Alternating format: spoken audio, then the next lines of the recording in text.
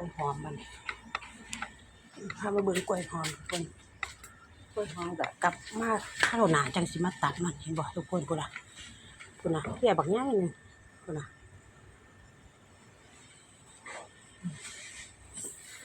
มันจะสุกพอดีแล้วล่ะมาข้าวหนาก็สิสุกพอดีเลยเบิ่งอันนี้ได้3 หวีน้อยๆมันอยากปงน้ำมูนี่ตัวนี้มันอยากปงน้ำมูทุกคนมันอยากใหญ่เหลือ3 หวีน้อยๆ3 หวีน้อยๆขึ้นเที่ยนี่ใหญ่กว่าหมู่เที่ยนี่บักใหญ่ได้เห็นบ่ทุกคน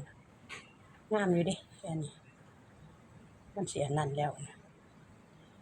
มันสิแก่แล้วล่ะทุกคนมาบัดหน้าก็สิได้ตัดพอดีแล้วนี่มาข้าวหน้าเบิ่งดู